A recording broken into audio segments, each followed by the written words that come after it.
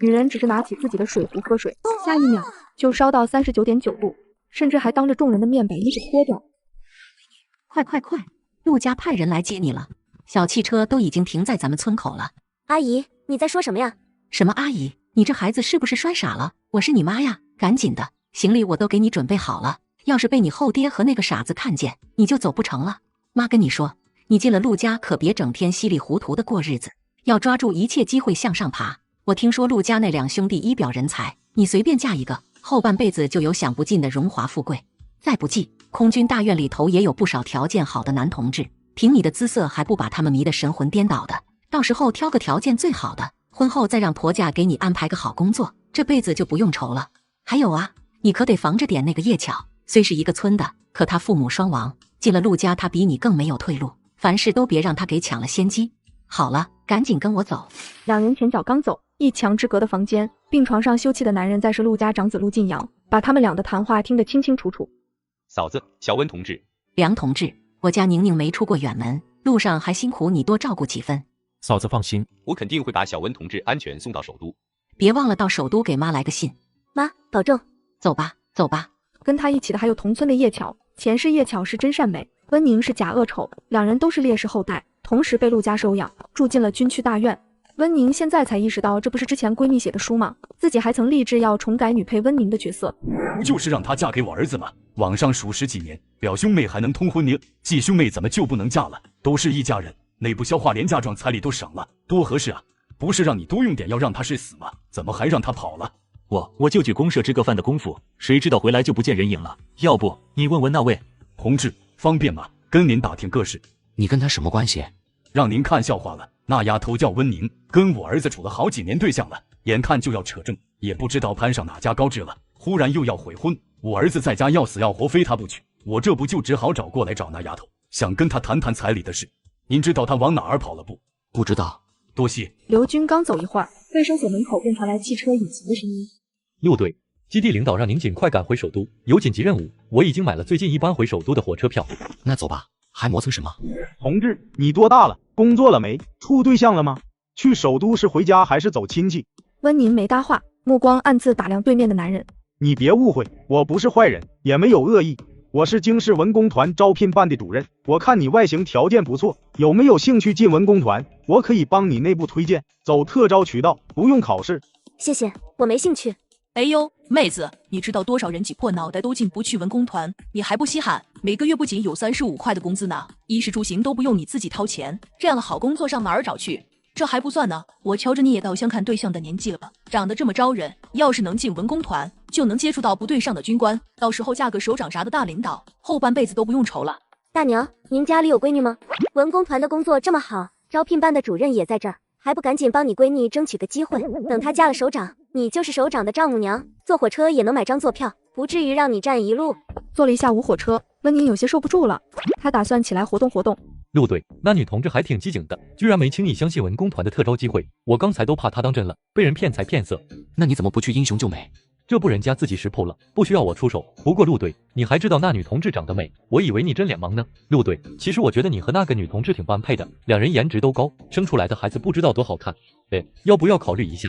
孙长征，我倒是不知道你有当媒婆的癖好，是不是很闲？回去后多加点训练量。别，现在训练量已经够保护了，我这不也是关心你吗？咱们处的位置你又不是不清楚，说不定哪天就机毁人亡，总得给家里留个后。像你这次要不是跳伞及时，下次呢，总不会每次都那么侥幸。我这嘴胡说八道。说回正题，我听指导员说了，你的个人问题已经成政治任务了，今年必须要解决。空中文工团的台柱子你看不上，刚才那位女同志你也不入眼，我倒是好奇，陆队你到底喜欢什么样的？看来你还是太闲。之前被冷帅飞行男压迫感十足的视线盯过，这次他学乖了，目不斜视的经过，绝不多看一眼。陆队，这女同志真不一样。你看啊，空中文工团那帮女同志看见你，个个眼神亮晶晶的，这女同志居然对你视而不见，是不是很特别？闭嘴！你去哪儿？温宁拿过桌上自己的水壶，越喝越觉得有点口渴，眼睛还出现重影。妹子，不好，这谁有问题？他牙齿狠狠咬了下舌尖，人也清醒几分。媳妇儿，你别跟我生气了。嫂子，咱们一家人有话好好说，别动不动就闹离家出走，跟我哥回家吧。是啊，有什么话我们回家说，别在车上闹。救命！这伙人是拐卖妇女的人贩子，他不是我丈夫。我媳妇儿跟我闹别扭呢。小两口吵架呢？什么人贩子？哪有人贩子敢在火车上抢人的？不，他们在撒谎，他们串通好的，快报警，报公安！眼看离车厢出口只有不到2米的距离，再推一下，温宁就要被带下车。忽然，他眼前瞥见一抹绿，是那个冰山男。老公，快救我！有人贩子要把我绑走！陆晋阳是特战队的飞行员，几乎是温宁出声求救的同一时间，他拨开人群，长腿一跨，到了温宁身边。放个救我，我中药了。孙长征，下去抓人。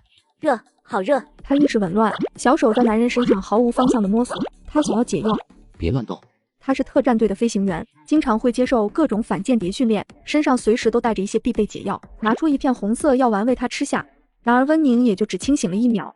接下来他垫脚将自己的唇印在男人的薄唇上，男人投怀送抱的女人不要，反而一盆冷水浇女人身上，甚至还把女人对在墙上说：刚刚是你亲我，现在换我来。陆队，你在里面吗？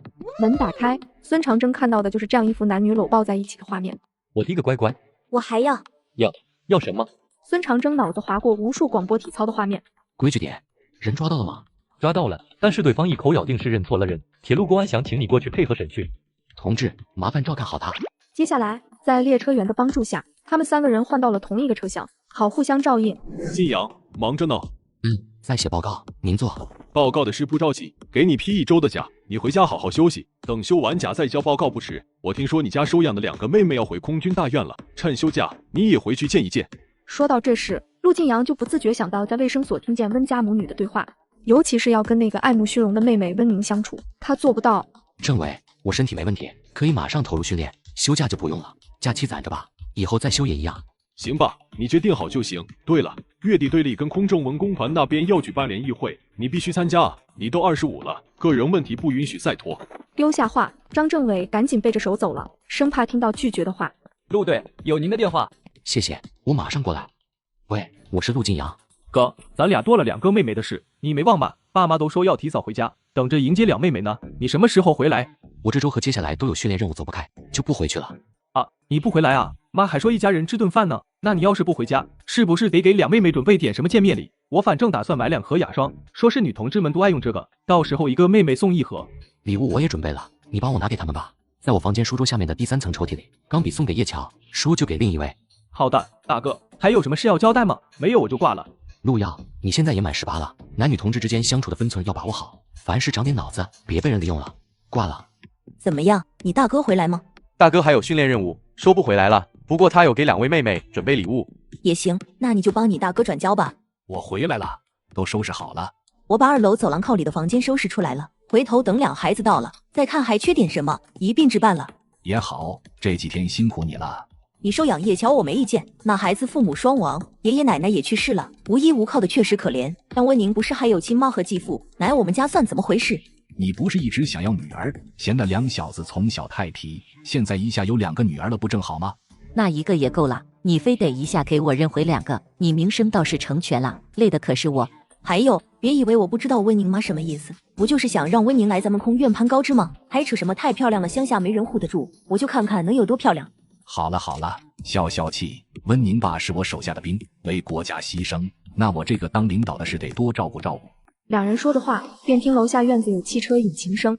哟，梁营长来了，这是叶巧丫头和温宁丫头吧？快进来，快进来。张婶好。丫头，你长得可真俊，那这位就是叶巧丫头了。哎呀，你们前锋村水土真养人，哥哥闺女都生得俊。张婶好，陆叔叔好，秦阿姨好，我是叶巧。秦阿姨，您长得好像画报里的明星呀。陆叔叔看着也好年轻。陆叔叔好，秦阿姨好，我是温宁。以后这里就是你们的家，我会代替你们父亲照顾好你们。别站在这儿了，咱们去沙发坐着说话，以后就把这里当你们的家，别拘着。这不是火车上救我的那个男人吗？这是我大儿子陆晋阳，今年25了，是飞行员。今天他们队里要训练，所以赶不回来。旁边那个是我小儿子陆耀，今年刚满18，他在楼上找东西呢，一会儿就下来。温宁有原主的教训，陆家这2兄弟，他一个都不想招惹，只想抱紧陆家的大腿，好好考个大学。秦阿姨，陆叔叔，以前我爸爸写信回来提到过，陆叔叔喜欢吃花生，这是我自己种的花生，带来给您和陆叔叔尝尝。你这孩子有心了。叶巧嘴角轻勾，视线状若无意地瞥了眼旁边的温宁。第一次登门不能空手，这是最基本的礼节。温宁要是这点礼节都没有，那就尴尬了。嘿嘿。陆叔叔，秦阿姨，我们家没种花生，不过我也带了些家乡的土特产给你们尝尝。东西不值钱，但真的很谢谢你们愿意在我困难的时候拉我一把。嗨，你这孩子太客气了，来就来，还带这么多东西干什么？你父亲曾经跟郑国是战友，我们帮你也是应该的。秦阿姨，我妈从小就教我，人要懂得感恩，知恩图报。这点东西比起你们把我从水深火热里救出来，真的不算什么。你放心，有我和你陆叔叔在，没人敢逼迫你嫁人。温宁乖乖巧巧的点头。妈，陆耀，还不快把礼物给妹妹们？你们好，我是陆耀，以后就是你们二哥了。放心，以后在大院里我罩着你们。对了，这是我送你们的礼物，听说你们女孩子都喜欢这个。谢谢二哥，让你破费了，我还从来没用过雪花膏呢。谢谢二哥。不客气。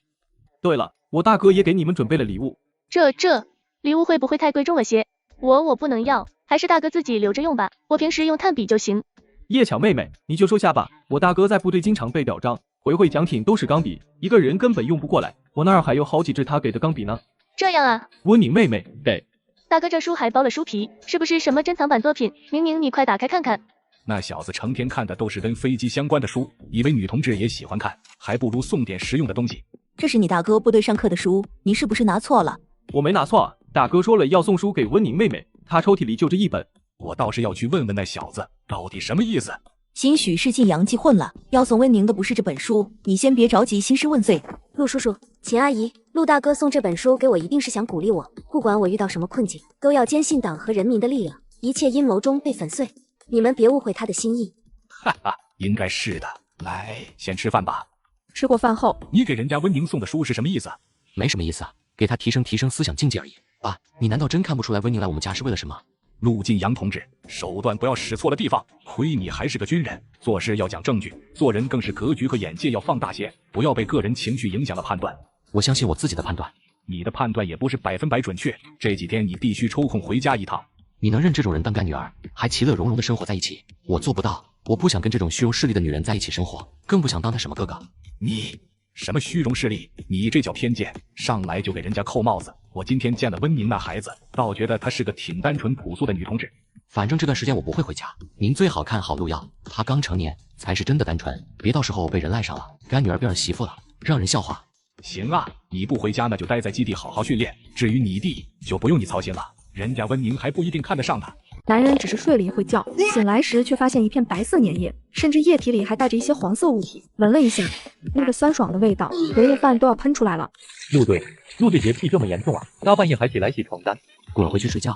自从火车上邂逅的那个女孩，她从此就像变了一个人似的。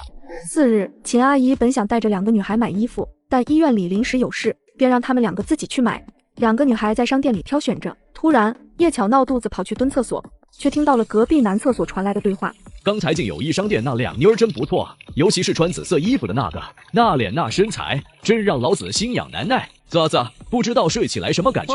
什么感觉？睡一睡就知道了。一会儿咱俩就在附近找个地儿蹲着，等人来了就那啥。叶巧越观察越害怕，撒腿就往街上跑。叶巧姐，逛好了吗？买好了，走吧。要不我们走路回去吧，正好可以逛逛首都，坐公交还得花2毛钱。温宁以为他是想省钱，想到自己现在依靠陆家生活，确实该省个要省，便答应了。叶巧唇角微勾，领着温宁往刚才去过的胡同方向走。哎呀，我装钱票的小荷包掉商店了。宁宁，你在这等等我，别乱跑，我回商店找找。小妹，等人呢？陪哥哥玩玩呗。滚开，不然我喊人了。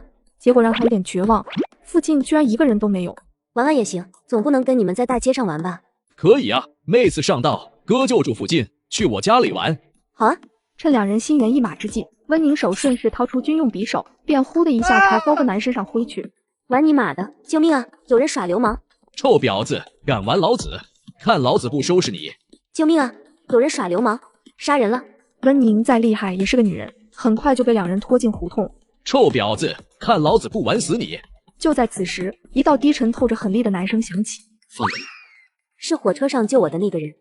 谢谢你，同志，你又救了我一次，真的谢谢。长得招人就不要总单独行动，不是每次都有好运气。你说的对，以后我会注意。陆队，人抓到了，怎么处置？你想怎么处理？送派出所吧。2位同志，你们可别被这女的骗了，是她先勾引我们说要跟我们玩，还找我们要钱，她就是出来卖的。温宁气得捡起刚才被扔地上的匕首，一步步朝着高个男逼近。你要干什么？光天化日就敢杀人啊！同志，麻烦帮我摁住他，别让他乱动。孙长征二话不说，直接照做。别乱动哦，万一扎进眼睛里面，我可不负责。刀尖在他脸上划来划去。好了，只见高个男脸上血红4个字：我是流氓。这招不得不说，伤害性不大，但侮辱性极强。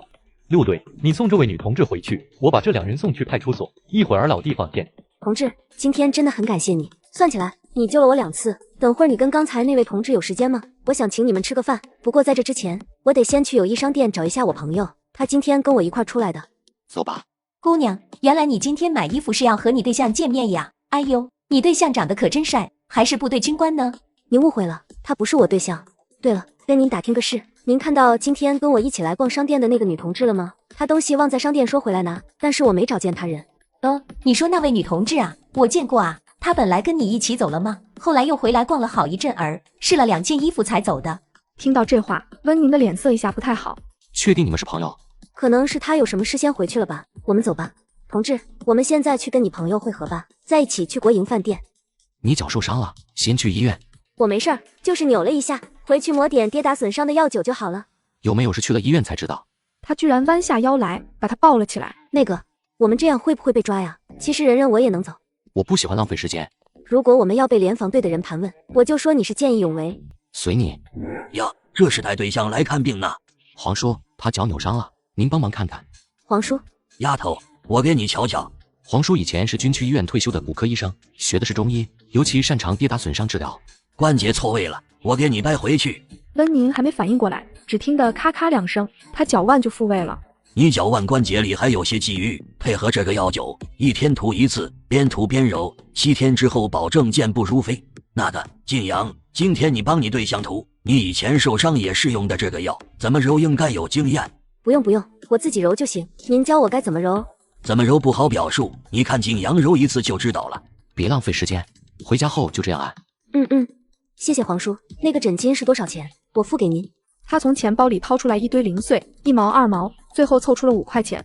丫头，你太客气了，你是晋阳对象，以后有什么头疼脑热这疼那痛的，都可以来找我看，给钱太见外了。皇叔，他不是我对象，是我救命恩人，我今天遇到点事，全靠他帮忙，所以这钱您得收。我还真不知道他什么时候爱乐于助人了。丫头，钱真不用给，我不是开医馆的，也不知道怎么定价，今天也是帮晋阳的忙。那谢谢皇叔。客气什么？那什么晋阳，伤筋动骨100天，还不赶紧带你对象去吃点好的补补。今天麻烦了皇叔，走吧，去吃饭。女人明明认识眼前的这个男人，却要假装不认识，只因为原主被人耍得团团转。温宁气得病死，然后就穿进书里，成了女配温宁。陆队，人送派出所了，那2人就是2流子，没有单位，长期在商店那片胡同混。公安已经盯2人好久了，但之前的受害者碍于名声和各种原因，没敢站出来作证。这次倒是有人证，判个10年20年的没啥问题。今天真的谢谢你们，想吃什么随便点。同志，都2次见面了，还不知道你叫什么名字？我叫宁宁，你们呢？他叫陆晋阳，是我们特战飞行队的队长。原来你们是飞行员啊，好厉害。还好，我们陆队是挺厉害的，我嘛还没摸过飞机操纵杆呢，只能算半个飞行员。那也很厉害。对了，宁同志，你刚才没受伤吧？我没事，就是扭了一下脚。陆同志已经带我去看了医生。你们去找皇叔看的病，他从来不愿意带女同志去看皇叔，这次居然去找皇叔看病了，嗨，有情况。吃饭。陆同志，孙同志，平时训练应该很辛苦吧？你们多吃些，今天真的是很感激你们，要不是你们路过，我现在肯定不会平平安安的坐在这里吃下饭。宁同志，你确实该感谢陆队，要不是他休假不回家，非叫我一起去商店给同事买新婚礼物，我们还真不会往那片胡同去。吃饭还堵不上你的嘴。实话实说嘛，你看，你和宁同志就是天赐的缘分，注定有段英雄救美的故事。休假不回家，呵呵呵。陆同志是京市人吗？我们陆队是京市本地的，今年25岁，家里3代都是部队的高干子弟，家就住在空军大院，离我们基地也就1个小时车程。原来陆同志是本地人，那怎么休假都不回家呀？哎，你不知道宁同志，陆队家里多了2个收养的妹妹，他这人一向不爱搭理女同志，准是嫌家里女人多烦，所以才在部队躲清静。嘿嘿，不想回家，应该是不想看到我吧？还送我思想教育书，是想教训我呢？你话太多了。哎呀，吃饭。你们多吃点啊。半小时后，大家都吃饱了。服务员买单。那位男同志付过了。付过了。那桌菜需要多少钱合票呀？12块呢，还要加6张票。姑娘，那是你对象吧？可真有福气，对你挺大方的。今天让你们破费了，改天你们有时间吗？我请你们吃饭。有时间，后天我们陆队没事，可以出来吃饭。那行，后天中午12点，我们还在国营饭店见。陆同志和孙同志都要来啊。宁同志，我还有点事，我们陆队送你回家。不用麻烦，我坐公交车回去就行。我亲戚家附近就是大院，治安还不错，不会有危险。这个刚刚没吃过的菜你拿着。谢谢陆同志，今天让你破费了，后天见。陆队，什么情况？孙长征同志，刚刚的账还没跟你算。作为军人，什么话该说，什么不该说，这点基本觉悟都没有。陆队，你这就冤枉我了，我是在帮你，那我不说这么多，人家姑娘能了解你具体情况吗？第一，我的事不需要你掺和。第二，我暂时没有解决个人问题的打算。陆队，难不成你怀疑那姑娘背景有问题，是间谍？我怀疑你是间谍。哎，宁宁，秦阿姨，哎，谢天谢地你回来了，我刚才接到小姚电话，说你走掉了，还没回家，真的吓死阿姨了。你说你要是出事，阿姨真不知道怎么跟你妈妈交代。抱歉秦阿姨，让你担心了。你回来就好，咱们进去吧。温宁，宁，你去哪儿了？我就回去拿个钱包的功夫，让你在原地等我，没想到回来你就不见了，可急死我了。我到处找你没找着，只能赶紧回来通知家里人。原来你去国营饭店吃饭了，你早点跟我说多好，下次别一个人先走，这样别人找不到，你会担心的。真是个戏精，自导自演真精彩。本来害怕你们担心，没想说的，但叶乔姐好像误会我了。温宁把刚刚的经过仔仔细细说了一遍。哎，你这孩子受了那么大委屈，真是受苦了。温宁妹妹别哭，该死的流氓，要是被我抓住，肯定胖揍一顿。我没事，姐，得救后我去商店找你。售货员说你拿完钱包还在那里逛了半天才走，你为什么不早点回来找我呀？明知道我在原地等你，你还把我一个人丢在那里，差点就……宁，对不起，都怪我，都是我不好。我以为只是买2件衣服的功夫，没想到你会碰上流氓，对不起宁。紧接着，咚的一声，他直接跪在温宁面前，痛哭流涕的忏悔。小叶，你这是干什么呀？快起来！好在小温没出事，小叶你也不是故意把他一个人丢下，这次就当你们俩都长了个教训。次日，叶巧正准备要拿衣服去商店退掉，顺便跑了趟厕所。奇怪，我衣服呢？张婶，你怎么把我衣服给洗了呀？这是我一会儿要去友谊商店退换的衣服，你洗了我还怎么换呀？叶丫头，你要是新衣服，干嘛放脏衣盆里？而且我哪里知道这是你衣服，还是要拿回去换的新衣服。我明明放沙发上的，没放脏衣盆。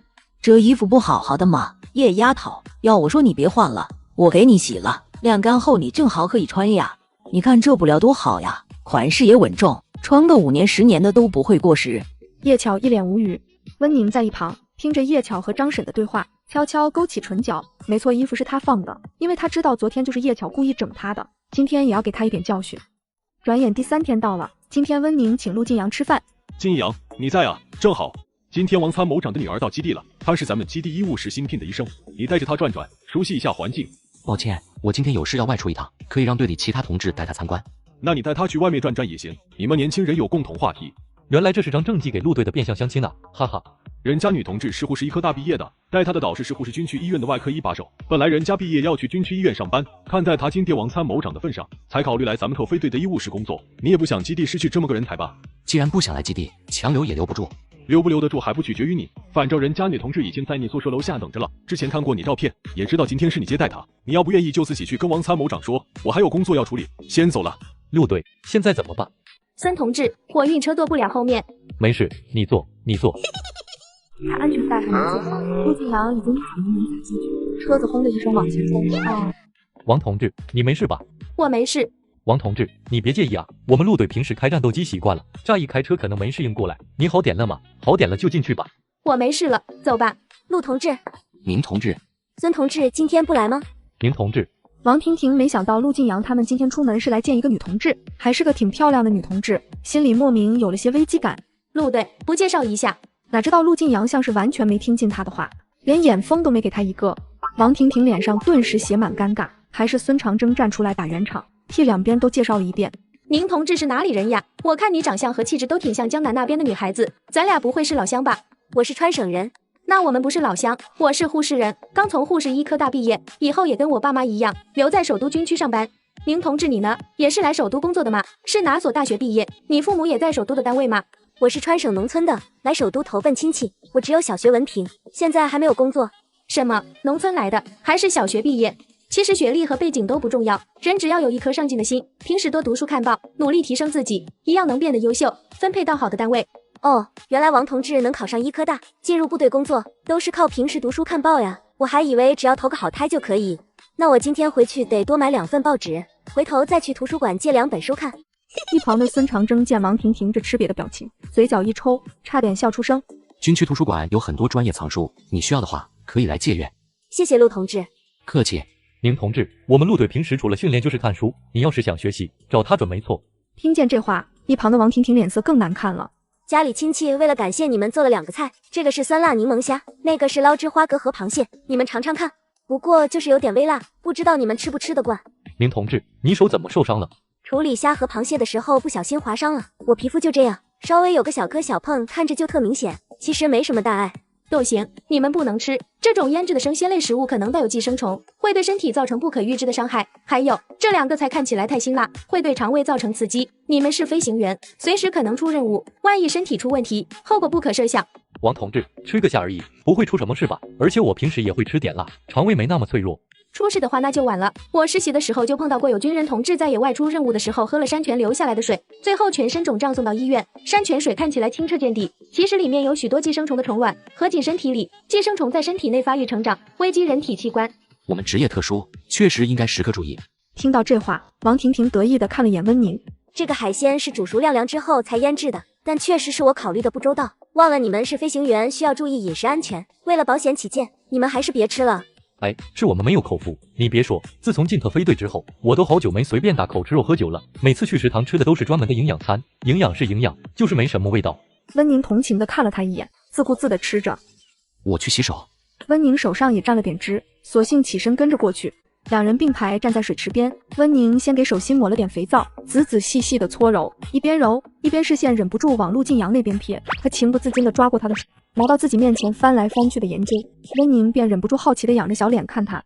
陆晋阳微微低头，黑眸便对上温宁那张凝脂般的脸蛋，明明是妩媚的长相，却有着清纯甜美的眼神，就这么迷蒙水灵地望着他。嫣红的唇微微张合，纤白柔软的指尖在他手掌划来划去，好像在研究什么宝物一般，活脱脱一只勾人摄魄的妖精。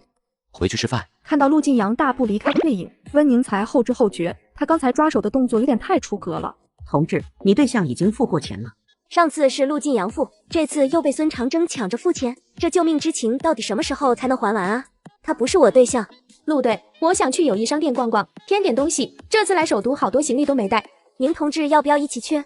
宁同志，一起吧，吃完饭正好去消消食。我们2个大男人不懂买东西，你们女同志可以互相参谋一下。同志，你那个单位的啊，买这么多衣服？我是军医。你是干部子女吧？我爸妈都在军区工作，我爸是参谋长，我妈是文工团的。同志，这条红色连衣裙是港道的新款，听说港城的大歌星也穿这款，你皮肤白，长得又漂亮，穿这条肯定好看，要不要试试？不用了，谢谢。给我试试。陆同志，你不喜欢逛商店？你想听实话还是客套话？当然是实话。实话就是没有哪个女人不爱逛衣服，除非她穷。走吧，王同志该试完衣服了。陆队，你觉得我穿这个好看吗？看不出来。孙同志，你觉得好看吗？还行吧。同志，这条裙子帮我拿一条没事穿过的。同志，您的裙子。哟，同志，你对象对你可真好，这么贵的裙子眼都不眨一下就给你买了，你可别跟他置气了。听到这话，王婷婷一愣，随即脸上就花开一样的笑起来，心到陆晋阳面上对他冷冰冰的，其实还是在意他的吧。我就说嘛，我有家境有学历还长得好看，怎么会被一个只有长相出重点的农村丫头给比下去？结果下一秒就见到陆晋阳把手里拎着的袋子给了温宁。拿着。无功不受禄，这我不能要。不要就帮我扔了。最后温宁还是收下了。谢谢。王婷婷脸上的笑容瞬间消失了。坐699到终点站，下车后就有回基地的班车。你要我自己坐公交车回去？不然呢？你不送我，你不是开车出来的吗？我一个人人生地不熟，万一回去遇到危险怎么办？王同志，这样吧，我跟你一起坐公交回基地。那陆队呢？陆队还有事。什么事？你以为你是谁？我的行程用得着跟你汇报？陆晋阳，你怎么能对我这个态度？就不怕我回家告诉我爸？我爸可就我这一个女儿，绝对不会让我受一点委屈。左左，你对面那位的亲爹可是管全国军区的，你爸一个特飞队的参谋长算啥？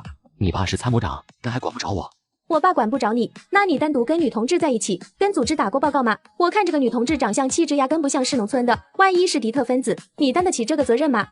王同志，我好端端一个无产阶级，祖上3代皮农，我爸还当过兵，你怎么能冤枉我是敌特呢？倒是你，买个衣服就花几百块，一副小布尔乔亚做派，该不会才是混进组织里，想要搞内部腐蚀的敌特吧？而且你爸参谋长1年工资才多少钱？你一天就花了他大半年的工资，这些钱经得起细查吗？好了，王同志，您要再不走，那我也不送了。我还打算去看场电影呢。陆队，我是去不了了，你和宁同志帮我用了吧，别浪费啊。看电影吗？几点的电影呀？2点半，还有半个小时放映，现在过去刚好。那走吧，陪他看场电影，就当还刚才他送衣服的人情。上车。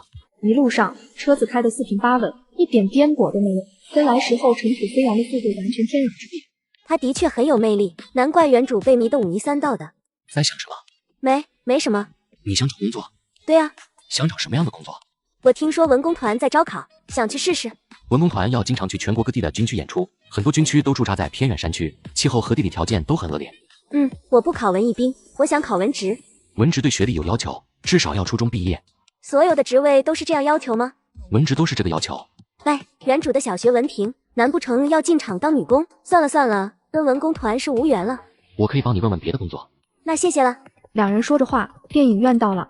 在电影院的时候发生了一个小插曲，出来时便多了一个人。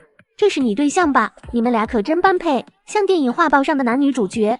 不是，他是我救命恩人。现在不是，以后就是了。不可能，绝对不可能。虽然温宁声音小得跟蚊子似的，可他还是听见了。就那么笃定吗？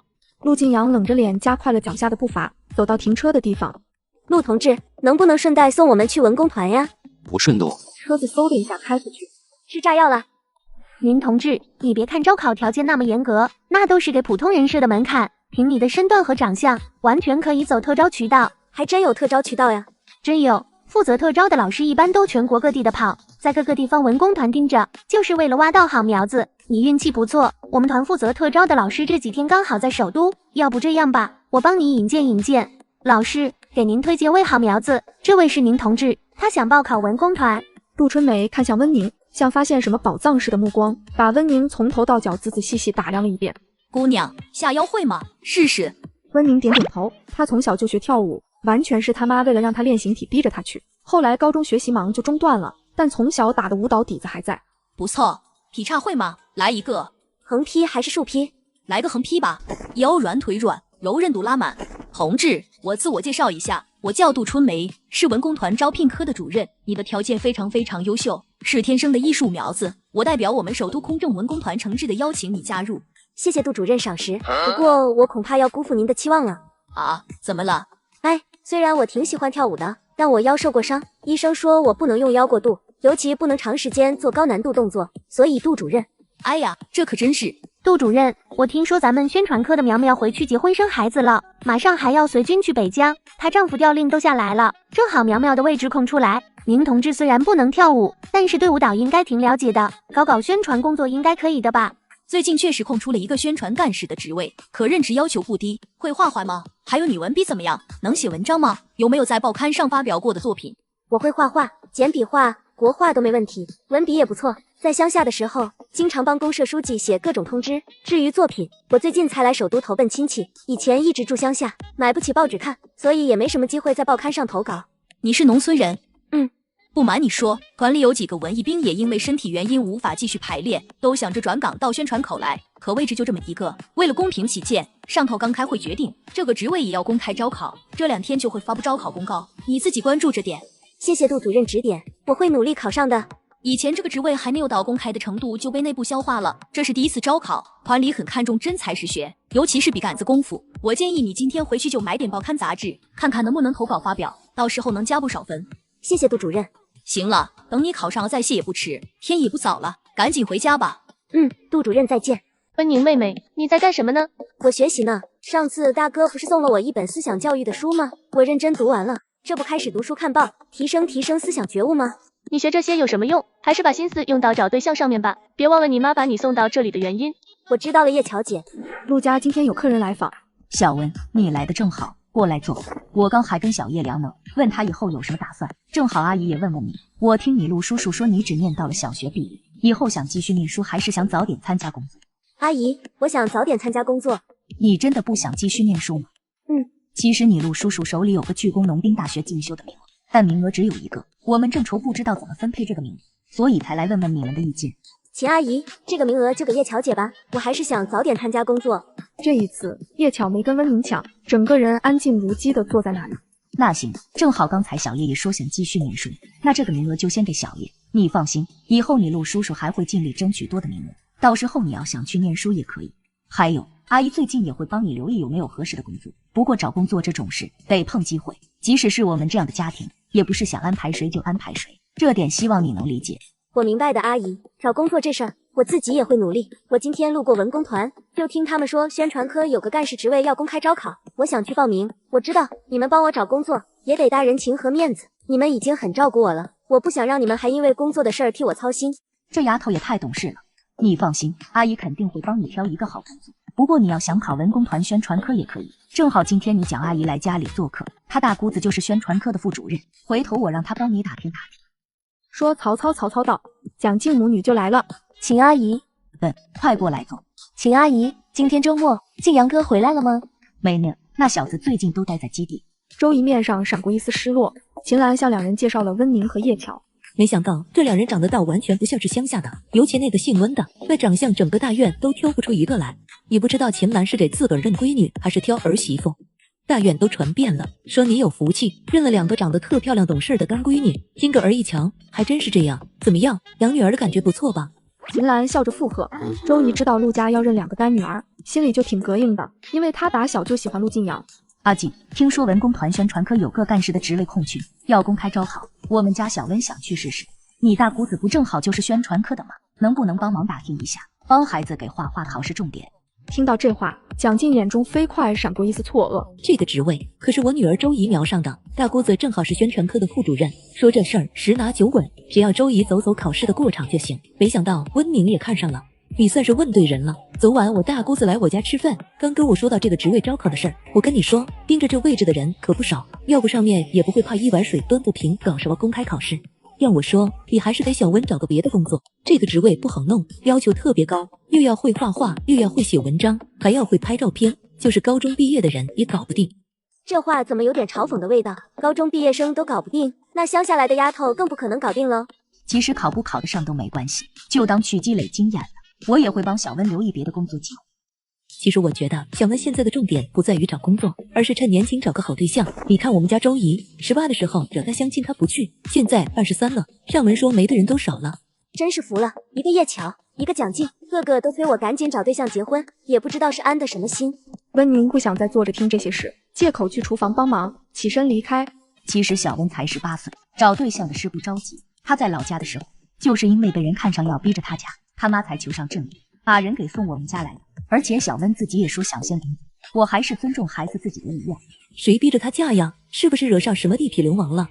这个我也不清楚，小温妈是托以前的老战友跟郑国说的。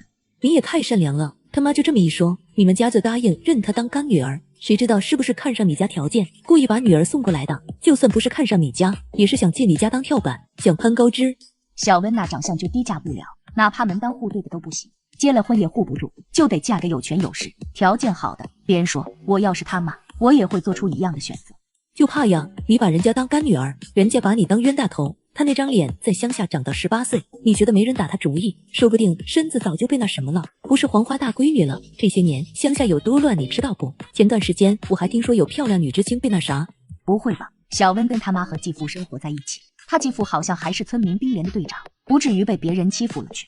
既然他继父是民兵连队长了，那怎么还护不住他，非得送你们家来呢？这不前后矛盾吗？我看他和他妈都居心叵测，你们家晋阳和陆耀一表人才，还是小心点吧，尤其是晋阳，别招了他的道。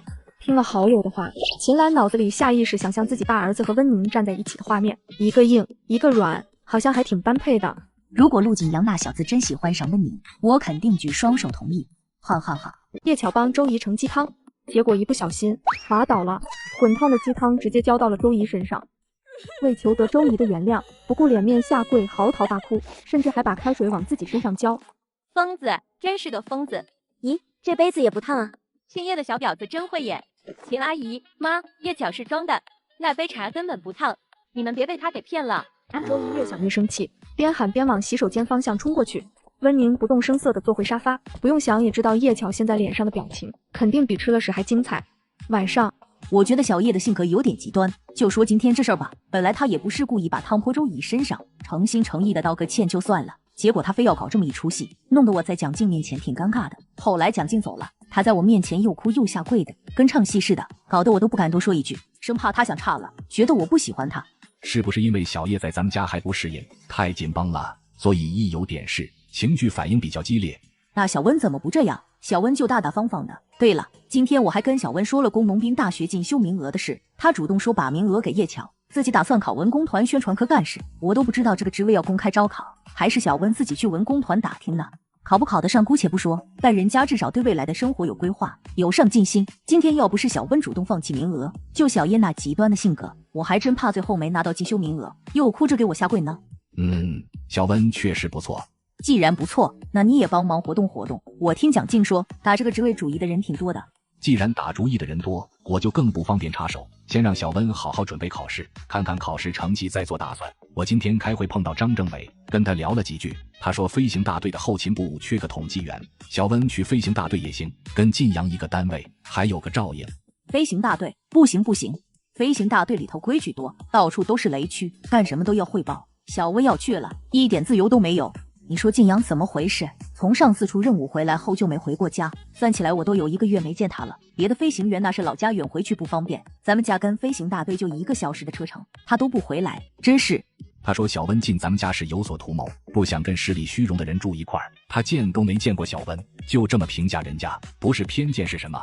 那你没个子解释一下？我解释，你儿子你又不是不知道，他认定的事儿，10头牛都拉不回来。睡觉睡觉，臭小子，管他做什么？今天周六，为了赔罪，又邀请周姨来家里吃饭。秦阿姨，晋阳哥在楼上吗？没呢，已经1个月都没回家了，不知道是不是出任务去了。不会啊，我找人问过，晋阳哥最近都在基地，没出任务。今天他们队一大早训练完就没事了。我刚进大院的时候还碰到孙长征了，他不是也在晋阳哥队里吗？他都能回家，为什么晋阳哥不能呀？他的事向来不允许我们过问，可能是工作上有别的安排吧。都1个月没回家了，也不知道忙什么。秦阿姨，我记得张婶说晋阳哥最喜欢吃牛肉，要不我今天正好给他送点过去，也看看他在忙什么。也行，我让路要跟你一块儿，顺便把小温和小叶也带上。晋阳还没见过2个妹妹呢，一下多了这么几个跟屁虫。天哪，这么快就要掉马了吗？也不知道陆晋阳发现我就是宁宁会是什么反应。小温，晋阳性子冷，你今天见了他别被吓到，他就爱板着脸，说话也是那个样子，凶巴巴的，不知道怜香惜玉。你要觉得受委屈了就回家告诉我，回头我替你教训他。的，今天不去也得去了。飞行大队门口，陆同志，一次只能进去2个家属，你们哪2位进去，就把登记表格上的信息填一下。我来填。叶巧，你跟我进去吧。周姨，你是不是太不见外了？我才是我大哥的家属，什么时候我们家的事都要你来做主了？秦阿姨不是说要带2个妹妹见晋阳哥吗？我带叶巧进去有什么毛病？那问你呢？那又不是我规定了一次只能进去2个家属，你冲我撒什么火呀？你知道我说的不是这个。那我们先进去了，拜拜。宁宁，周易就是这么个没素质的性格，什么都掐尖要强，你以后都别搭理他，等他们出来，二哥陪你进去。没事的，二哥，说不定大哥现在正忙，我们这么多人进去反而打扰他，下次再来看他也一样。温宁恨不得不要进去跟陆晋阳见面。温宁和陆耀在门岗外面聊得热火朝天，直到一群人都走到2人面前了。蒋哥、周哥、芒哥，这是我妹妹温宁。哥哥们好。对了，妹妹，你们怎么在外面站着，不进去找陆队吗？我们是4个人来的，已经有2个家属进去了。要不你们跟我们一起进去，我们可以带2个家属。不用了，我们下次再去。那我们先进去了，妹妹再见。妹妹，欢迎常来我们基地参观啊！陆队没时间，我们有时间，我们带你进去。好啊，那下次见。陆队，我们回来了。陆队，我们刚才在基地门口碰到你弟弟妹妹了。陆队，你那位温宁妹妹处对象了吗？出息，一个个都没见过女人是不是？晋阳哥，上周我妈还说给温宁介绍对象，她拒绝了，说要先找工作，不考虑处对象的事。结果嘞，就知道她不是个安分的，长得一副狐狸精的模样。你看吧，人还没进基地呢，就已经到处开始勾搭男同志了。你说对吧？叶巧，你跟他一个村了，肯定更了解他是什么人。温宁妹妹长得漂亮，喜欢她的男同志都很正常，找个条件好的对象也无可厚非。晋阳哥，你可千万小心那个温宁，别招了他的道。他妈把他送到你家，就是为了攀刀枝，想嫁个有权有势的对象，你可千万别被他给赖上了。说完了吗？说完就滚。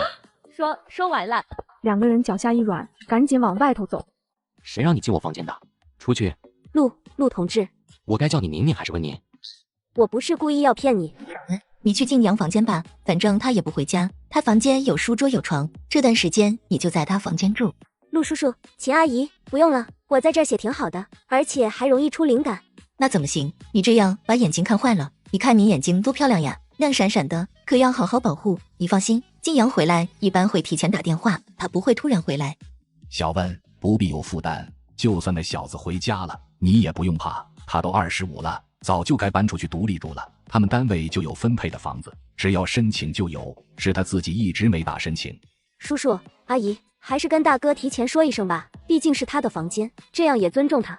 看不出你这孩子还挺有分寸的。好，我明天给他打电话说，但今晚他反正不在，你就先去他房间。走吧，阿姨给你铺床去，一会儿写累了就在那个房间睡。盛情难却，加上现在都快10点了，陆晋阳应该是不回来了。温宁没有再拒绝，想着一会儿就在书桌前写一会儿，然后就回自己房间睡觉。基地宿舍，陆晋阳晚上8点就躺到了床上，快10点了，脑子还是清醒的。不是他不睡，而是一睡着准做梦。第二天又要洗床单，打算今晚换个环境，回家睡觉。谁让你进我房间的？出去！陆同志，我该叫你宁宁还是温宁？我不是故意要骗你，我也是到你家后看到墙上的照片才知道你的身份。你送的那本思想教育书我有好好学习，也明白你送我书的意思，所以第二次见面我没敢告诉你我的真名，我怕惹你不开心。至于我在你房间的事，是秦阿姨怕我晚上在客厅写稿太累眼睛，让我先用你的房间，说明天会给你打电话征求同意。你放心，我进来后没有动你任何东西，一直在桌上趴着写稿，以后我不会再进你房间，也不会靠近你，你别生气啊。我不管你有什么目的，想待在我家就收起你的那些心思。陆同志，我不知道为什么你对我总有莫名的敌意，但是请你放心，我对你没有任何想法，我不会赖上你，更不会死皮赖脸的要嫁给你。说完，温宁看也不看他一眼，转身进了自己房间。这个还你，我没穿过，还是新的。还有，这是你请我吃饭的饭钱，不过这里只有8块，剩下的等我上班发了工资再还给你。这本书也还你，我看完了，还从头到尾抄写了一遍，以后会每天打开背诵，铭记于心。还完东西，温宁毫不停留的转身，迈着步子回了房间。第二天早上，静阳，你怎么在家？什么时候回来的？昨晚上回来的，太晚了，就没跟你们打招呼。爸，大哥，哎呀，早知道你回来，我就该让小温留在家把早餐吃了再走，正好给你俩介绍介绍。阿姨，温宁妹妹去哪里了呀？她呀，一大早就出门了，说是去文工团报名考试。本来我说找个人给她报名，不用麻烦跑一趟，这孩子怕给我添麻烦，非要自己亲自去。静阳，你开车回来了吗？那正好，一会儿吃完饭你就开车去文工团接小温。陆耀，你陪你哥一起去。大哥，我在家也没事，可以一起去接温宁妹妹吗？温宁今天还跟陆耀有约，陆耀要带他和朋友去郊游，为了避开叶巧，两人便约好在外面碰面，在一起跟朋友会合。不一会儿，就看见远处驶过来一辆吉普车，驾驶座居然是陆晋阳，副驾坐着叶巧。温宁扭过头，假装没看见，而陆晋阳隔着老远就瞧见了那抹倩影，那娇俏踮脚的样儿。他直接把车子停到了温宁面前。上车，送你回家。谢谢啊，但我今天还有事，先不回去了。宁宁，上车。温宁今早上很早出门，一是避陆晋阳，二就是避叶巧，没想到现在又凑一堆了。大哥，那个前面能停一下吗？我要下车。你不回家？我跟朋友还有事。对了，宁宁也跟我一块儿，她正好找我朋友问点事儿。二哥和温宁妹妹最近总待在一块儿，神神秘秘的，也不知道在干什么。晋阳，中午留在家吃饭吗？想吃什么菜，婶子给你做。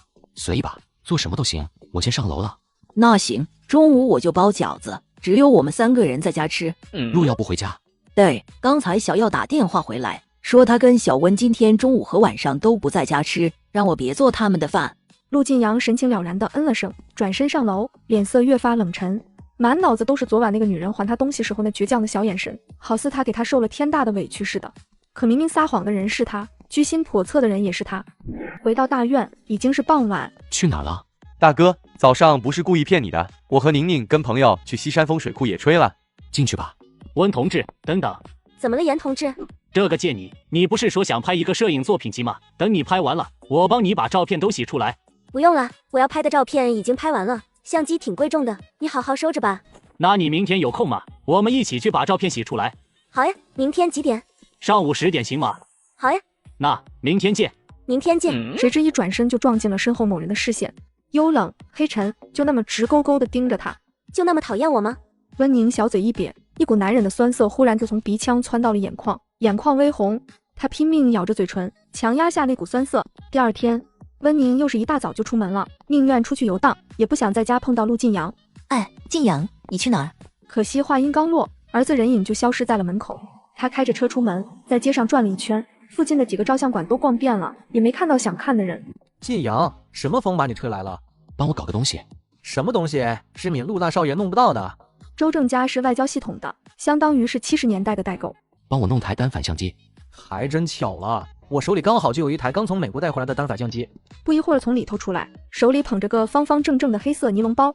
给最新款的奥林巴斯单反相机，哈哈，我舅舅刚从美国带回来的，本来说给我当生日礼物的，全新的我还没打开。反正我不爱拍照，对摄影是一窍不通，留在我手里也是浪费。多少钱？周正比了5个手指，给了个友情价500块。我说陆大少爷，你什么时候开始倒腾相机了？以前也没听过你喜欢摄影呀。谢了，改天请你吃饭。哥，你买相机了？你拿去放好，以后拍照方便，不用去照相馆了。家里人没一个懂摄影的，好像昨天严卫国还跟宁宁道谢来着，说谢谢他教他，所以家里只有宁宁会拍照。然后大哥今天就买了台相机，不对劲，很不对劲。就你这样的水平，到底是哪里来的自信去报考宣传科的职位？难道说真跟传闻一样，你大姑会给你开后门？你已经被内定了？周怡已经完全被温宁激怒的龇牙咧嘴。小温，文工团的考试你报名了吗？考试时间是不是快到了？我已经交了报名表，考试时间是下周1。那挺快的了，你就随便考，考试结果别放在心上。那个职位要求太多，实际工作内容也是又多又杂，回头让你陆叔叔帮你挑个合适的工作。还有，最近你出门，别管谁跟你说什么，一律别搭理就对了。秦阿姨，是有人因为我要报考文工团，这是在背后说什么了吗？没有，你别多想，好好准备考试。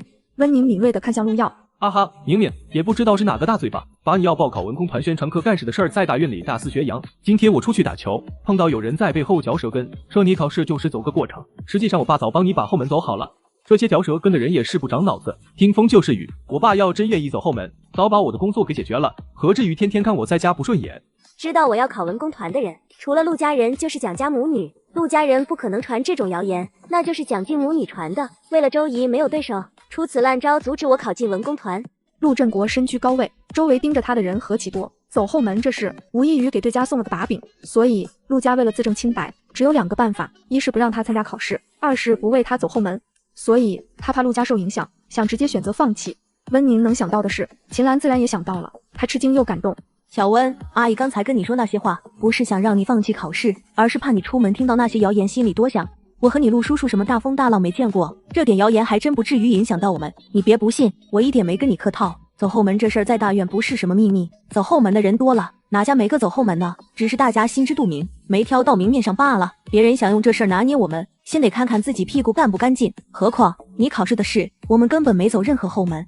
考试你继续去考，你没考上是一回事，你要因为我们放弃考试，那我跟你陆叔叔就真过意不去了。哎，明明，咱考不考得上另说，凭什么要因为那些人的谣言就放弃考试机会？好，咱必须去考。什么必须考？陆耀立刻把事情跟自己亲爹讲了一遍。还没考试就传出这些谣言，不就是想逼小温放弃考试？可不是吗？小温刚才还说不参加考试了，那怎么行呢？这不正好如了背后传谣言那些人的心意？小温，不用管谣言，你继续去参加考试。这次考试我也会关注，我倒要看看是谁在后面搅风搅雨，把手伸到我们陆家来。好，陆叔叔，我会继续参加考试。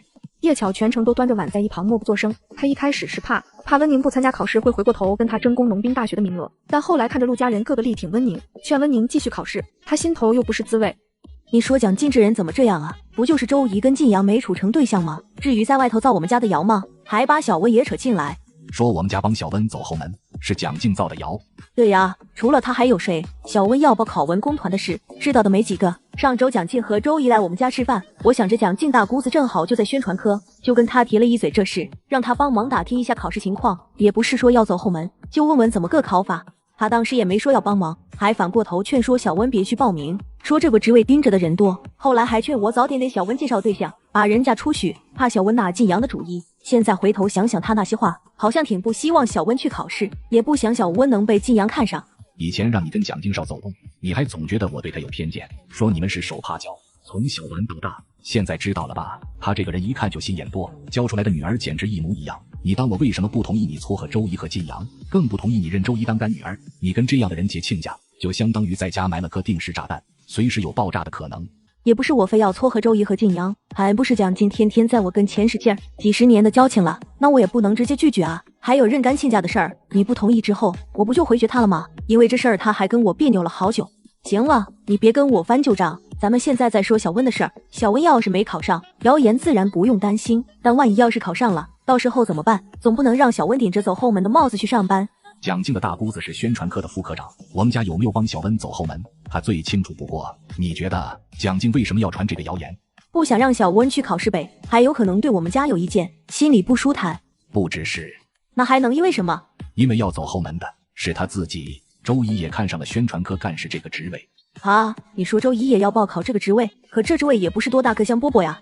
你觉得周姨的性格和实力适合去哪个单位？没什么能耐，脾气还大，最稳妥的就是找个有周家人罩着的工作。还有，宣传科是唯一能跟不同部队和基地接触的科室，周姨在那个位置更有利于她往上挑对象。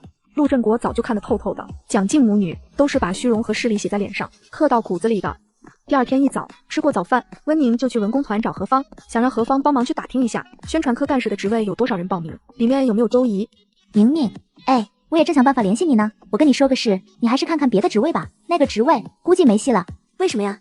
据说宣传科领导的某个亲戚也报名参加这个考试了，这个位置之前卡着没给内部转岗的同志，一部分原因是怕一碗水端不平，还有部分原因是因为这个位置有人盯着了。别看说得多冠冕堂皇的，其实招考就是个幌子，大家都是陪着走过场的，溜着玩呢。你们怎么知道的？之前我们队里有个同志身体受伤，不是想往这个岗位转吗？接着就传出这个岗位要公考招考的消息，他托关系到处使劲，想走后门嘛，结果就有人悄悄给他透底了，让他别瞎使劲了，不如去看看别的岗位。那同志回宿舍后就跟我们抱怨来着，我一听到消息就想起你，想着赶紧告诉你，别到时候辛辛苦苦准备，却是给别人做嫁衣。芳芳，谢谢你告诉我这个消息。谢什么呀，宁宁，我都没帮上你什么忙。不过那考试你还参加吗？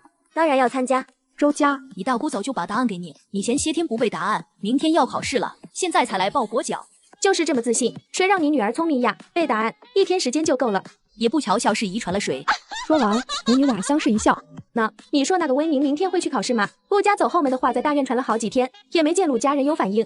就算她去考试又怎样？她一个农村丫头，小学文化，除了长得好看点，还有什么本事？怕是字都认不全，写的也跟狗刨似的，到时候阅卷的同志看了都得笑出声。这种水平还想来搞宣传，搞笑还差不多。不过妈，我还是不太放心，我总觉得那个温宁不像表面那么简单。我前几天在大院碰见他了，看他气定神闲，一点都不着急的样子。你说他是不是憋着什么大招呀？他一黄毛丫头，在大院无亲无故的，能憋什么大招？你好好背答案吧，妈出去再给你买点水果。蒋静买完水果，拎着口袋慢悠悠走在路上。你听说了没？原来文工团宣传科干事那个职位是内定给周姨了。前几天不是说内定给陆家收养的那个温宁了，怎么是周姨呢？嗨，这你就不知道了。周姨也报名了考试，你想想，周姨大姑是谁？宣传科副科长，陆家就算开后门，那也绕不过人家科室领导啊。这要内定给温宁，周科长能愿意？你也不用脑子想想。原来走后门的是周姨啊！我就说嘛，陆首长那么铁面无私的一个人，自己儿子的工作都没走后门解决，怎么可能为一个养女破例？可不嘛，也不知道之前的消息是谁传出来的，一点都不靠谱。蒋静拎着水果走在后面，一张脸比锅底还黑。万万没想到，前几天大院还在讨论陆家给温宁开后门，今天自己女儿周姨成主角了。哪里听的？整个文工团都传遍了，你有本事去文工团揪人啊，拿我们撒什么气？就是，谁不知道你大姑是宣传科科长，你自己都不避嫌要去参加考试，那就别怪大家说你走后门喽。我参加什么考试？你们管得着吗？那嘴长在我们身上，我们爱怎么说又关你什么事儿？前几天还说陆家走后门呢，人陆家也没你反应这么大，我看你就是心虚，被说中了。你们，周姨掉头往她大姑周芳家里走，还没走几步，迎面撞上了温宁。温宁，是不是你在外面乱嚼舌根，说我走后门？周姨姐，你在说什么呀？我怎么一点都听不懂？你个贱人，少给我装，肯定是你在背后造我的谣。周姨姐，我跟你无冤无仇，为什么要在背后造你的谣啊？还能为什么？你见不得我好，你明知道自己考不上宣传科的职位，你就在背后抹黑我，想让我也因为谣言考不进去。周姨姐，我什么时候说过我考不上了？我对自己的才华很有自信，根本不用走后门，凭我的实力一定能考上那个职位。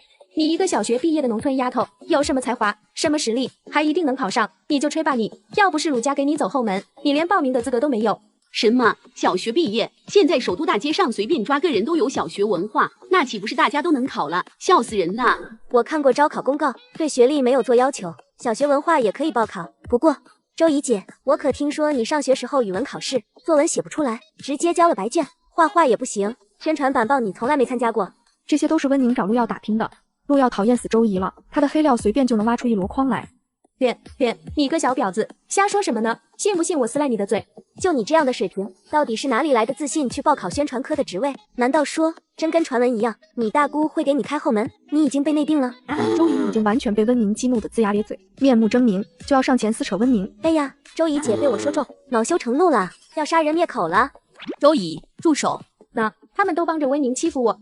温同志，你口声声说我女儿不会写不会画，但我女儿好歹是高中毕业，文化水平上比你高一大截，而且有高中毕业证做证明。倒是你说你能考进宣传科，你拿什么证明你的水平？这是什么玩意儿？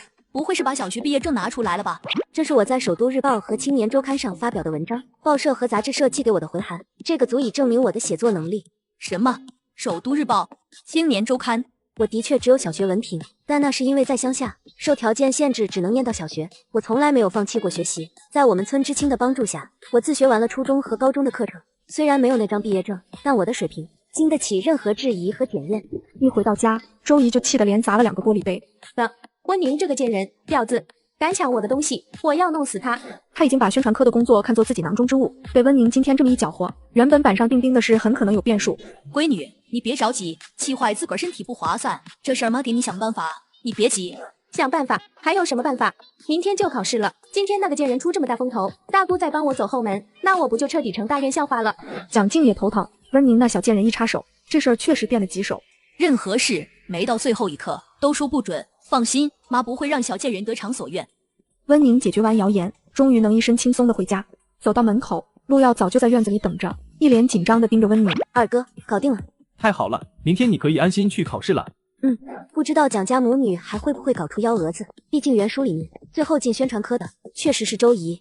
临睡前，他还没忘记调一个7点的闹钟。考试时间是早上9点，他打算7点起床，7点半出门，走到考场8点，留足1小时的机动时间，防止万一有什么突发事件。过了一会儿，房间内响起均匀的呼吸声，月光透过窗帘缝隙投射进房间，墙上忽然多了一道影子，桌上的闹钟被人拿了起来，紧接着是温宁挂在床头的挎包。第二天早上，咚咚咚，小温，7点过2分了，该起床了。温宁睁开眼睛，从床上坐了起来，应了张婶一声。行，你先换衣服，我去楼下准备早饭。昨晚温宁特地跟张婶打过招呼，早上7点帮忙叫她起床，她怕闹钟出问题，所以拜托的张婶，可没想到闹钟还真出了问题。视线漫不经心地往叶巧床边瞥了眼，温宁眼底闪过一抹冷意。这笔账先给你记下了，谢谢张婶叫我起床，还这么早起来帮我准备早餐，辛苦了。快吃吧，小温，今天可别迟到了。你等着，我去给你拿你的东西。说完反身回到卧室去。小温，你检查检查，看看落了什么没有。都齐了，谢谢婶子。没落就行，考试加油呀，快出门吧。一直走到大院外面，温宁才打开挎包，看着手里的2张准考证，一张是张婶刚才给他的，完好无损；一张是昨晚就放在挎包里的，名字的地方被人涂黑了。幸好早有准备，要不早就错过考试时间了。现在才早上7点半，大部分人才刚起床，街上只有零星几个人行人，偶尔穿梭过一辆28大杠，或者能看到驶过去的公交车。突然，温宁正准备拐弯，却不想转角另一边飞快冲过来一辆28大杠，砰地一声跟他撞在一起。温宁痛苦地叫了一声，28大杠也终于停了下来。骑车的男同志却看都没看他一眼，慌乱中丢下一句对不起，便扶起龙头，蹬着脚踏飞快地跑了。他动了动被车轮压过的手腕，疼，针扎一样疼。不过幸好是左手腕，他右手还能写字。想到还要去考试，温宁咬着牙，忍着浑身被撞击的痛，从地上爬起来，尝试着往前迈了一步，小脸立刻皱了起来。身边不知什么时候忽然响起汽车引擎，他下意识转头一看，一辆军绿吉普停在了他旁边。上车。温宁没想到大早上会在这里碰上陆晋阳，把安全带系好。受伤了？没事。伤哪了？这儿一动就疼，刚才被车轮给碾了。先去医院。不用，我还能忍，马上就要考试了，等我考完再去医院。这种时候还想着考试，手不想要了？这次考试真的对我很重要，你先送我去文工团好不好？求你了，哥哥。手怎么受伤的？摔了？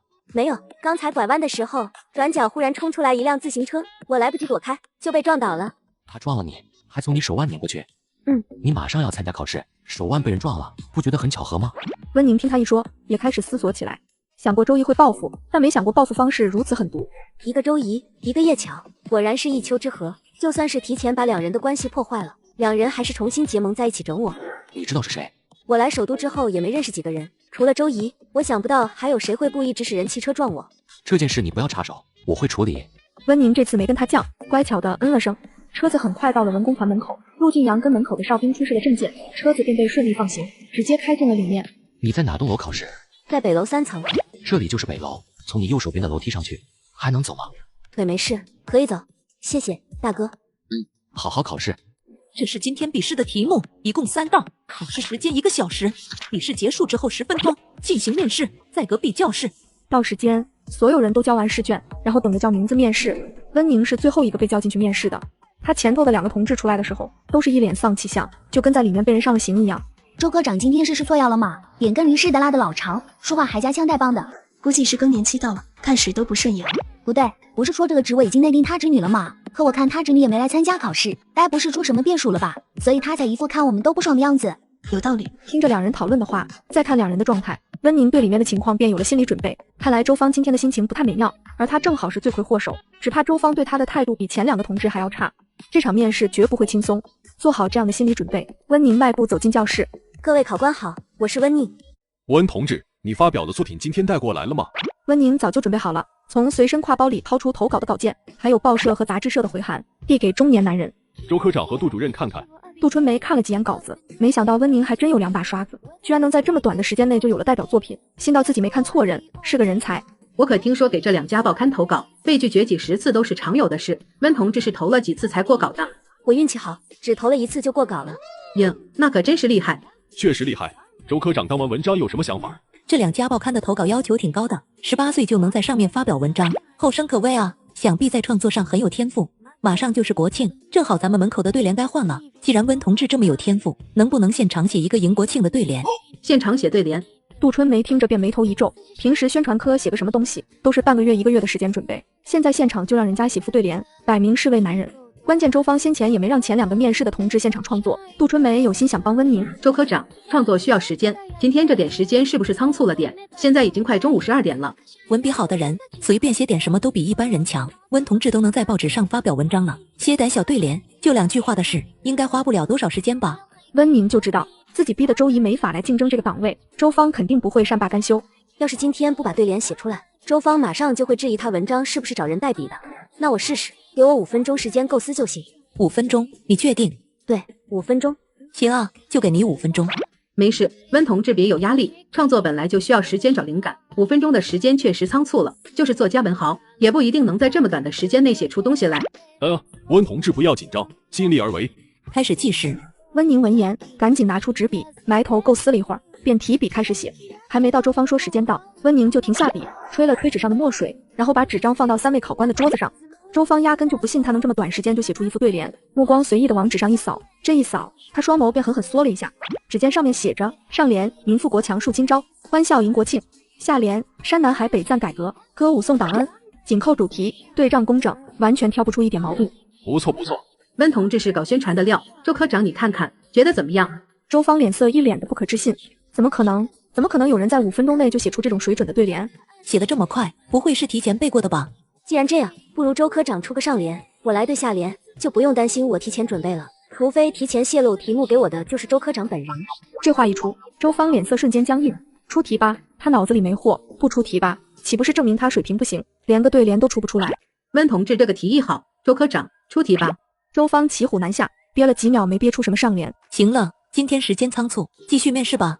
他都这么说了，其他2个考官自然也不会继续为难他。你刚才自我介绍提到你还会画画和摄影，水平怎么样？温宁早就做好了准备，立刻拿出自己准备的几张素描和摄影作品集。温同志好像对我们的选拔考试特别了解，提前都把所有东西准备好了。提前2个字他刻意咬重，暗示温宁有关系。确实是提前准备的，因为主席说过，不打无准备之仗，每次作战要有必要的准备，力求在敌我条件对比上有胜利的把握。所以看到招考公告的时候，我就特地找到宣传科的同志，了解这个岗位涉及的工作内容，需要具备什么样的水平素质，根据这些要求，我才提前准备好作品集。温同志看过主席写的解放战争战略方针，闲暇时候就爱看主席的书，站在巨人的肩膀上，能看得更高更远。好一个站在巨人的肩膀上！温同志年纪不大，却相当有格局，有你们这样的年轻人在，国家有希望。温同志，回家等通知吧。温宁不知道中年男人的身份，但是他这么说完之后，周芳的脸色十分难看，杜春梅却喜气洋洋地看着他。温宁没有多问，朝三人鞠了个躬，从考场出来。出来之后，温宁整个人才彻底松了口气，终于是考完了。至于最后能不能考上，那就得看周芳会不会再作妖了。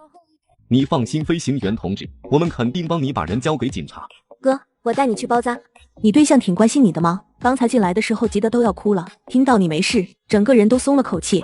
陆晋阳侧眸瞥了温宁一眼，深邃眼眸里翻滚着幽暗难明的光。他不是我对象，是我哥。原来是兄妹，看起来挺般配的，我还以为你俩是处对象的关系呢。既然是兄妹，那更好。我隔壁还有个需要缝针的病人，你来帮你哥处理伤口吧。医院资源向来紧张，有些护士都不是专业学校毕业的，只是上过几天培训课便直接上岗。痛的话就告诉我，我开始了。陆晋阳只觉得胳膊的地方像有一只蚂蚁在爬，痒酥酥，又像羽毛在挠，轻飘飘的，胳膊处的肌肉不自觉收紧，绷得又紧又硬。现在要给你绑纱布，觉得紧的话就告诉我。好了，是不是绑得太紧了？不紧。看来我还挺有当护士的潜质。陆晋阳脑子里出现他身穿白衣制服的模样，头上戴个护士帽，在温柔的给男病号上药，轻声细语的问他们痛不痛的情形。只是稍微想象了下，陆晋阳便黑了脸。你不适合当护士。为什么不适合呀？我刚刚给你包扎的不好吗？你说呀，我给你包扎的好不好？陆晋阳从来没被女人这么缠过，还是这么一个妖精一样的女人，红嘴唇一张一合，吐气如兰，比玫瑰花瓣还要娇嫩。温宁终于是觉察到他有点不对了，看他的眼神不对，太有侵略性，像某种大型猛兽盯上感兴趣的猎物。我包扎的不好就算了，以后你还是找专业的护士帮你换药吧。他转身欲走，手腕却从身后被人拽住。好，包扎的好，很好，特别好。我就说嘛，我有潜质。走吧，去楼下看看。等等，我去推轮椅。不用了，我们先下去吧，我还能忍忍。你就这么下去，公安只会觉得你伤的并不重。温宁诧异的侧眸看他，那双黑眸幽沉深邃，让他莫名有点心虚。该不会自己设计周仪的事被看出来了吧？头突然好晕，不知道是不是早上被撞的后遗症。等着，我去推轮椅。谢谢哥哥。陆晋阳推着他去楼下找周仪，周仪已经醒过来，准确的说是被掐醒的。这是几？意识清醒，反应灵敏，没摔傻。同志，请跟我们回去接受调查，也麻烦你们2位同志走一趟，配合我们做笔录。我小姑父是西城公安局的副局长，你们这片儿的派出所也归西城片区吧？如果2位同志觉得案子棘手，不如移交到西城公安局。那就先走调解程序，看看陆同志那边愿不愿意接受你的道歉，然后撤案。不接受任何形式的和解，而且我们还要报案。周仪涉嫌唆使他人开车谋杀我妹妹，我妹妹闪躲及时，才没有造成不可挽回的后果。这是医院出具的伤情鉴定，全身多处软组织挫伤。是个年轻男人，约莫20岁左右，头发稍长，身高应该有1.7米出头，肯定不到1.8米，背影挺瘦的。我知道撞人的是谁，是周仪的表哥蒋瑞，接一下电话。半个小时后，蒋瑞被军工厂保卫科的人亲自扭送来了派出所，打头的是保卫科的科长王川。这样，人我给你抓来了，路上审问过，这丫早上7点骑自行车从军工厂出去的，守门的老杨见过他，后来不到7点45左右骑车回来的，中间去哪儿了没交代。王川以前是陆振国手底下的兵，退伍后去了保卫科，还是陆振国帮着介绍去的，跟陆晋阳也认识。陆晋阳，你是飞行员又不是公安，有什么资格抓我？放开我！同志，我是军工厂保卫科的科长，要求一起参加蒋瑞的审讯。一案有前科，在厂里就经常寻衅滋事，打架斗殴是常有的，还偷过仓库的电缆去卖被抓过。这次蓄意撞人的事如果属实，我也好回去跟厂里的领导汇报，对他做出相应处理。保卫科也属于公安体系内，拥有一定的执法权，是可以参与办案的。何况王川还是科长，跟派出所的科长是一个级别的。这次蒋瑞撞人，那相当于蓄意谋杀。王川早就想收拾蒋瑞这个惹是生非的刺头，正好这次蒋瑞惹的是陆家，陆家可不怕跟周家对上。稍等，这个案子我要先跟我领导汇报一下。同志，你叫什么名字？住哪儿了？一会哥请你看电影，去不去？温宁不搭理蒋瑞，把脸藏在陆晋阳的身后，那种垃圾多看一眼都觉得是对自己眼睛的不尊重。蒋瑞却没有垃圾的自觉，一看他往陆晋阳后面躲，顿时了然的勾唇。哟，原来你喜欢这种类型的，不是我说，又冷又硬跟石头一样的男人有什么好的？一点都不解风情。你跟哥处，哥知道怎么疼你，疼得你眼泪汪汪又舒服。要不要跟哥？眼泪汪汪，舒服。砰！一拳朝着蒋瑞的脸砸过去，蒋瑞一张脸瞬间被打得歪过去，整个人往旁边趔趄了一下，差点跪在地上。陆晋阳，你他妈有种打死我！你这个疯子，真当你自己是飞行员了不起啊？派出所你呀也敢打人？再敢看他一眼，肖想他一下，我弄死你！你们压的是摆设吗？看着老子被人打都不制止。公安被王川带的保卫科的人挡着，双方都配了枪，如果动手，事件就会变得无法收拾。而且本来就是蒋瑞调戏女同志在先，确实该打。哥，你手打得痛不痛？我帮你吹吹。操你大爷！不痛。今天的事闹得很大，最后案子被移到了公安总局，由总局的局长亲自负责，还有纪委的检察员同志全程监督，阵仗搞得很大。周家和蒋家人那头也在尽力斡旋，找了不少关系，求了不少人，好歹是把周怡保了下来，但也得拘留15天才能放出。至于蒋瑞，兴许是有人指点，他主动担了撞人的罪，说因为看不惯自家表妹的工作被温宁抢走，想帮他出口气，所以骑车去撞温宁。整件事都是他一个人的主意，跟表妹周怡无关。按蒋瑞交代的情况，算故意伤害罪，要判15年。静儿啊，你得救救瑞瑞啊，他是你亲侄儿啊，咱们蒋家唯一的根啊。哭完老太太气儿又喘不上了，两眼一翻撅了过去。妈，你别吓我啊，你挺住啊，你放心，我肯定把瑞瑞给救出来。这个岁数的老人又是心脏病，可再经不起几次刺激了。我知道，我妈这边就劳烦您多费心，我先去我爸那边看看。赶紧让周家找人把瑞瑞给弄出来，判个15年。我孙子出来都40多岁了，到时候背着案底，还怎么娶媳妇儿？还有哪个单位肯接收？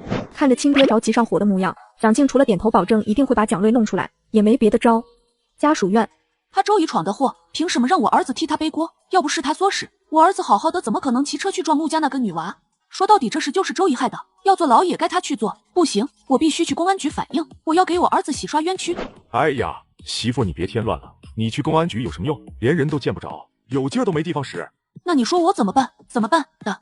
周家把咱们儿子推出去顶罪，凭什么啊？我不管，我就一个儿子，我不能看着他被人冤枉，没人管我就去公安局门口一哭二闹三上吊，我让全京市人民给我评理。你冷静点，你以为儿子进去我不着急吗？现在正是风口浪尖，周家好不容易才保住周怡一个，你跑去给儿子申冤，到时候又把周怡给连累了，那就前功尽弃了。蒋大茂，瑞瑞也是你亲儿子，你平时偏心周怡那丫头就算了，这种时候你居然还护着她，到底谁才是你亲生的？不是你想的那个意思，我是说，就算周家捞人，那也得一个一个的来，先把周怡捞出来，等陆家那边盯得没那么紧，我再让妹夫帮忙把咱儿子给捞出来。人陆镇国是大领导，随便放句话，下面有的是人替他盯着。我们等周家捞人，那得等到猴年满月，我儿子得在里面受多少罪？而且他凭什么在里面替周怡受罪？我不管。蒋大茂，你现在立刻马上就去找你妹，让他把我儿子给弄出来，否则……孙长美捏紧拳头，脸上表情决绝，一副逼急了什么都干得出来的模样。门外听着里面的动静，蒋静一个头两个大。叶巧下周要去工农兵大学报到，为了学习方便，她平时都要住宿舍，周末才回家一趟。这时蒋静来了。阿静，别的事我可以帮你，但撤案的事，抱歉，我做不到，也没有权利和资格这么做。可蒋瑞也是为了帮周怡，他其实没想过伤害温宁，就是小孩子之间的矛盾，何必上纲上线，闹到要让人坐牢的程度呢？合着蒋瑞坐牢还是我们陆家的错，怪我们小题大做。你说是小孩子之间闹矛盾，但警察调查之后认定是故意伤害罪，你要觉得冤枉，可以去找警察，再不行找上面的领导反映。可温宁也没有受重伤，只是挫伤而已，养一养就好了。但蒋瑞因为这事可能要坐15年的牢，15年啊！出来之后蒋瑞都40多岁了，人生大半辈子已经荒废了。你意思是杀人犯没把人杀死就无罪了？那你想过没有，这次是小温狗臂结实才没有导致重伤，如果他反应慢一点，率撞残撞傻了，那他的人生又怎么办？谁来替他兜底？到时候只怕蒋瑞就不是坐牢了，而是要吃枪子了。怎么可能？蒋瑞就是吓唬他，没想过要真的把他怎么样。听到这种话，秦岚脸色已经沉得不能再沉，直到今天她才发现，原来她和蒋静思想观念如此巨大。以前丈夫总叫她少跟蒋静来往，她没当回事，这次她才切身体会到什么叫不是一路人。可蒋瑞撞人之后，还继续用车胎碾压温宁的手腕，这都不算故意伤害，怎么才算？蒋瑞是成年人，做错事就要承担后果。总之，我们这边不可能撤案。你为了给一个乡下丫头出气，连我们几10年的情分都不顾念。如果你还念及我们几10年的情分，就不会提出这种让人为难的要求。好，那如果是你侄子甚至你儿子出事，你也这样坐视不管？对，如果是我儿子干出这种事，都不用警察抓，我亲自把他送到公安局去，该怎么判就怎么判，我也不会有脸去找受害者家属要求人家撤案。行啊，你就维护那个乡下丫头吧，你就没发现她一边跟陆要走得近，一边又让晋阳替她出头，把你2个儿子都拿捏得服服帖帖的，反正不管嫁给哪个，她都能名正言顺的当你的儿媳妇，攀上你们陆家的高枝，他妈把她送你们家，打的不就是这样的主意吗？就怕你娶了这么个祸水儿媳妇在家，以后家里要鸡犬不宁了。你2个儿子因为他心生嫌隙，兄弟不和，以后他家农村亲戚天天来打秋风，今天要钱修老家的房子，明天让你给3姑6婆的孩子安排工作，你儿子又对他言听计从，你这边拒绝，那头你儿子就得跟你闹，以后有你操心的时候。这些事就不用你替我操心了。你还是先管好周怡吧。这次蒋瑞可以替他顶罪，下次就没有这样的替罪羊了。我女儿也不用你操心。他嗖的站起身，拎着来时候的东西，丢下话转身就走。慢走不送。2楼楼梯转角，叶巧和温宁并排而立。秦阿姨现在心里肯定很难过，她跟蒋阿姨是手帕交，因为这是闹掰。哎，温宁不动声色地看了叶巧一眼，他其实一直怀疑这件事叶巧也有参与，只是不确定在里面扮演什么角色。周怡那边倒是没把叶巧供出来，但不代表叶巧也是无辜的。那叶巧姐觉得我该怎么做？我倒觉得你应该主动去公安局撤案。秦阿姨维护你是顾及你的感受，怕她答应蒋阿姨的要求，你会不开心。但做人应该相互体谅，既然你没受什么重伤，不如就放蒋瑞一马，这样秦阿姨也没那么难做。叶巧的话证实了温宁的猜想，温宁表情不变地点了下头。我知道了，叶巧姐，我该去上药了。小温，你把腿搭上来，我给你抹药，觉得疼就跟我说，我轻一点。不痛的秦阿姨。也不知道你大哥有没有按时换药，身边没个知冷知热的人照顾，太年都要26了，也该操心个人问题了。秦阿姨不用担心，回头你问问大哥喜欢什么样的女同志，等我去文工团上班，要是碰上合适的，就帮忙牵线搭桥。要是大哥不着急，我就先帮二哥介绍。秦岚听完愣了1秒，随即便明白过来温宁的意思，面上笑容依旧，心中却微微叹息。哎，看来两孩子互相都没有那方面的意思呀。说曹操道，秦岚刚给温宁上完药，客厅路口便多了一道高大熟悉的身影。静阳，你怎么回来了？不是说有紧急任务吗？这才去了1天就回来了，好像有点太快了。执行中途临时取消了。那你快上去休息吧。目光转向同样坐在沙发上的温宁，扬了扬手里提着的手提袋。你上次要看的书，正好基地的图书馆有，顺便给你带回来了。说完，陆晋阳抬腿往楼上走。温宁愣了1秒，反应过来他意思是让他去拿书，赶紧从沙发起身，跟秦岚说了声，便跟在他后面上楼。看看是不是要这几本？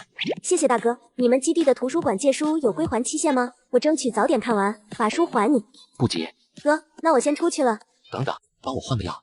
他说的极为自然，温宁好像也没有理由拒绝，点点头，脚下往书桌方向走了2步，离他更近了些。温宁低头跟纱布做斗争，对一切毫无察觉。纱布解到一半，身后忽然传来声音：晋阳哥，有空吗？我想问问你这道题怎么解。房间门口，叶巧穿着一身红裙站在那里，一只手抱着书本，一只手抬手象征性的敲了2下门，眼神直勾勾的盯着房间内的2人。宁宁，你在帮大哥换药吗？宁宁，我就请教晋阳哥一个问题，马上就好，应该不耽误你换药吧？晋阳哥，上次你写给我的解题步骤，这里我有点不明白怎么算出来的，可以请你再把详细的步骤写出来吗？你们先聊，我出去了。出去的时候还特别贴心的给2人把门给带上。听到关门声，陆晋阳眸色一寸寸沉下来，心底无端浮起一阵躁意。晋阳哥，叶巧喊了一声，把钢笔再往他面前递了一下。陆晋阳没接，而是拉开抽屉，从里面重新拿出一支钢笔，在面前的书页上写了几行公式。晋阳哥，要不要我帮你上药呀？说完，他抬起手指，轻轻点了一下陆晋阳的胳膊，示意他。我不喜欢别人随便进我的房间，也不喜欢别人碰我，以后有问题可以在楼下请教。对不起，晋阳哥，我看宁宁也在，所以我没多想就进来了。他不一样。